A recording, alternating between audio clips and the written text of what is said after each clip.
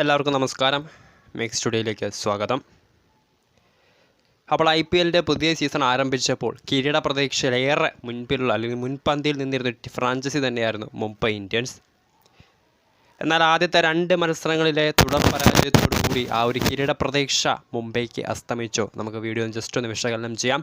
മുംബൈയുടെ കിരീട പ്രതീക്ഷകൾ എങ്ങനെയൊക്കെ. വീഡിയോയിലേക്ക് പോകുന്നതിന് മുൻപ് കൂടുതൽ കായിക വാർത്തകൾക്കും ലേറ്റസ്റ്റ് IPL അപ്ഡേറ്റ്സിന് വേണ്ടി മേക്സ് സ്റ്റുഡിയോ എന്ന ചാനൽ സബ്സ്ക്രൈബ് ചെയ്യുക. വീഡിയോ ഇഷ്ടപ്പെട്ടാൽ ലൈക്ക് ചെയ്യുക, ഷെയർ ചെയ്യുക. ഇത്തവണ ശരിക്കും പറഞ്ഞ ഒരു കരുത്തുറ്റ ടീം തന്നെയായിരുന്നു മുംബൈ ഇന്ത്യൻസ്. ഹാർദിക് പാണ്ഡ്യയുടെ ക്യാപ്റ്റൻസിയെ ചൊല്ലിയുള്ള വിവാദങ്ങൾ 2 മത്സരങ്ങൾ പിന്നിടുമ്പോഴും ഇപ്പോഴും മുംബൈ ക്യാമ്പിൽ അലയടിച്ച് നിൽക്കുന്നുണ്ട്. അങ്ങനെയൊക്കെ പറയുമ്പോൾ പോലും മികച്ച ക്യാപ്റ്റൻസി തന്നെയായിരുന്നു ഹാർദിക് മുംബൈക്ക് കാഴ്ചവെച്ച്. അത് 2 മത്സരത്തിൽ പരാജയപ്പെട്ടെങ്കിൽ പോലും ഒരു ക്യാപ്റ്റൻ എന്ന നിലയിൽ അദ്ദേഹത്തെ കൊണ്ട് ചെയ്യാവുന്നതൊക്കെ സാധിച്ചു. മാക്സിമം അദ്ദേഹം എഫേർട്ട് ഇട്ടു എന്നാണ് എൻ്റെ ഒരു വിലയിരുത്തൽ. തെറ്റാണെങ്കിൽ നിങ്ങൾക്ക് കമൻറ്റ് ബോക്സിൽ രേഖപ്പെടുത്താം. അപ്പോൾ 2 മത്സരങ്ങളിലെ തുടർ പരാജയമാണ് നിലവിൽ മുംബൈ ഇന്ത്യൻസിനെ വേട്ടയാടിക്കൊണ്ടിരിക്കുന്നത്. ഒപ്പം ഹാർദിക് പാണ്ഡ്യയുടെ ക്യാപ്റ്റൻസി ചൊല്ലിയുള്ള വിവാദങ്ങൾ ഇപ്പോഴും മുംബൈ ക്യാമ്പിൽ അലയടിച്ച് തന്നെ നിൽക്കുന്നുണ്ട്. ആദ്യ പോരാട്ടത്തിൽ സീസൺ ഓപ്പണിംഗ് ക്യാമ്പയിനിൽ ഗുജറാത്ത് ടൈറ്റൻസിനെതിരെ പരാജയപ്പെട്ടതിന് ശേഷം നമുക്കറിയാം ഹാർദിക് പാണ്ഡ്യക്കെതിരെ മുംബൈയിലെ ഒരുപിടി താരങ്ങൾ ചേരിതിരിഞ്ഞ് ആക്രമണം നടത്തുന്നുണ്ടായിരുന്നു. അപ്പോൾ ഇന്നലത്തെ ആ ഒരു പരാജയത്തോടു കൂടി അതിൽ കൂടുതൽ ആക്കം കൂടിയിട്ടുണ്ട്. ഈ ഒരു പോക്ക് തുടരുകയാണെങ്കിൽ ഒരുപക്ഷെ ഈ ഒരു സീസൺ മുഴുവൻ മുംബൈ ക്യാമ്പിൽ അല്ലെങ്കിൽ മുംബൈയുടെ നായകനായി ഹാർദിക് പാണ്ഡ്യ ഉണ്ടാവില്ല. ഇപ്പോൾ തന്നെ നിലവിൽ മാനേജ്മെൻറ്റും ഹാർദിക്കിൻ്റെ ക്യാപ്റ്റൻസിയെ ചോദ്യം ചെയ്തുകൊണ്ട് രംഗത്ത് വന്നിട്ടുണ്ട്. നമുക്കിനി മുംബൈ താരങ്ങളുടെ കഴിഞ്ഞ 2 മത്സരത്തിലെ പ്രകടനങ്ങളുടെ ഒന്ന് വിലയിരുത്തി നോക്കാം. ആദ്യ മത്സരം ഗുജറാത്ത് ടൈറ്റൻസിനെതിരെയായിരുന്നു. 6 റൺസിൻ്റെ പരാജയമായിരുന്നു മുംബൈ അന്ന് ഗുജറാത്തിനെതിരെ നേടിയെടുത്തത്. മുംബൈയുടെ സ്കോർ കാർഡിലേക്ക് വരുമ്പോൾ ഹാർദിക് പാണ്ഡ്യ 3 ഓവറിൽ 10.0 എക്കോണമിയിൽ 30 റൺസ് വഴങ്ങിയിട്ടുണ്ടായിരുന്നു. ലൂക്ക് വുഡ് റീപ്ലേസായി വന്ന താരം 2 ഓവർ എറിഞ്ഞപ്പോൾ 25 റൺസ് വഴങ്ങി. 12 എക്കോണമി റേറ്റ്. ജസ്പ്രീത് ബുംറ 4 ഓവറിൽ നിന്ന് വെറും 14 റൺസ് മാത്രം വഴങ്ങിക്കൊണ്ട് 3 വിക്കറ്റ് നേടിയിട്ടുണ്ട്. IPL ചരിത്രത്തിൽ തന്നെ ഏറ്റവും മികച്ച എക്കോണമി റേറ്റ് അന്ന് അദ്ദേഹം കുറിച്ചിട്ടുണ്ടായിരുന്നു. 3 economy rate. Shams Mulani 3 over 24 runs. Piyush Chawla 3 over 21 runs. Gerald Coetzee south ആഫ്രിക്കയുടെ സെൻസേഷണൽ താരം 4 ഓവർ 27 റൺസും 1 വിക്കറ്റ് നേടിയിട്ടുണ്ടായിരുന്നു. ബാറ്റിങ്ങിലേക്ക് വരുമ്പോൾ രോഹിത് ശർമ്മ 43, ഡ്രവാൾഡ് ബ്രൂയിസ് 46, തിലക് വർമ്മ 25. അവസാന നിമിഷം വരെ ആവേശം നേരിട്ട പോരാട്ടത്തിലായിരുന്നു അവസാന ഓവർ ത്രില്ലറിൽ ഗുജറാത്ത് അന്ന് മുംബൈയെ 6 റൺസിൻ്റെ പരാജയം അട്ടിമറിച്ചത്.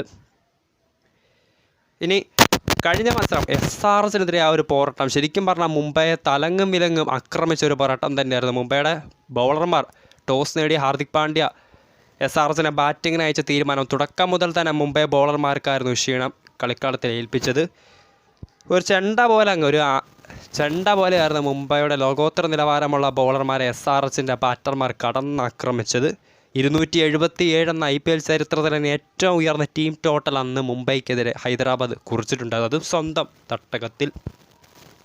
മത്സരത്തിൽ ഒരു എപ്പിക് കംബാക്കിൽ ഒരു എപ്പിക് ചേസിലേക്ക് മുംബൈ പോയെങ്കിൽ പോലും 31 റൺസിൻ്റെ പരാജയമായിരുന്നു അവസാന നിമിഷം ദൈവത്തിൻ്റെ പോരാളികൾക്ക് 5 തവണ IPL കിരീടം ഉയർത്തിയ ചാമ്പ്യന്മാർക്ക് സംഭവിച്ചത്. സോ അങ്ങനെ 2 പരാജയങ്ങളോടുകൂടി നിലവിൽ പോയിൻറ്റ്സ് ടേബിളിൽ 1 പോയിൻറ്റും ഇല്ലാത്ത മുംബൈ 9ാം സ്ഥാനത്താണ് തുടരുന്നത്. മുംബൈയുടെ കഴിഞ്ഞ മത്സരത്തിലെ സ്കോർ കാർഡിലേക്ക് വരുമ്പോൾ മുംബൈയുടെ എല്ലാ ബോളർമാരും 30 റൺസിന് മുകളിലായിരുന്നു അന്ന് റൺസ് വിട്ട് നൽകിയത്. നായകൻ ഹാർദിക് പാണ്ഡ്യ 4 ഓവർ എറിഞ്ഞപ്പോൾ 46 റൺസ് വഴങ്ങി 1 വിക്കറ്റ് നേടിയിട്ടുണ്ട്. ഖ്വന മഫാക്ക കഴിഞ്ഞ മത്സരത്തിൽ ക്യാപ്റ്റൻ ഹാർദിക് പാണ്ഡ്യ 11ലേക്ക് കൊണ്ടുവന്ന പ്രധാനപ്പെട്ട മാറ്റം തന്നെയായിരുന്നു സൗത്ത് ആഫ്രിക്കയുടെ അണ്ടർ 19 പ്ലെയറായിട്ടുള്ള 17 വയസ്സുള്ള താരമായിട്ടുള്ള ഖ്വന മഫാക്ക. ഹാർദിക് അന്ന് ന്യൂ ബോൾ ഏൽപ്പിച്ചതും മഫാക്കയെ പോലൊരു താരമായിരുന്നു. നമുക്കറിയാം ട്രാവിസ് ഹെഡും അഭിഷേക് ശർമ്മ ഒരു മികച്ച ഓപ്പണിംഗ് ജോഡി ക്രീസിൽ നിൽക്കുമ്പോഴായിരുന്നു ഹാർദിക് അന്ന് ഖ്വന മഫാക്കയ്ക്ക് ന്യൂ ബോൾ ഏൽപ്പിച്ചത്. അത് തുടക്കം തന്നെ പാടിയിട്ടുണ്ട്.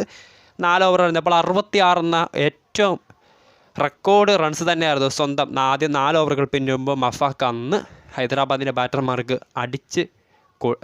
അടിക്കാനായി ഇട്ട് കൊടുത്തത്. 16 എക്കോണമി റേറ്റ്. ജസ്പ്രീത് ബുംറ ആദ്യ മത്സരത്തിലെ ആ ഒരു പ്രകടനം കാഴ്ചവെക്കാൻ അദ്ദേഹത്തിനും സാധിച്ചില്ല. 4 ഓവർ എറിഞ്ഞു 36 റൺസ് വഴങ്ങി 9 economy rate. Gerald Coetzee 4 over 57 runs.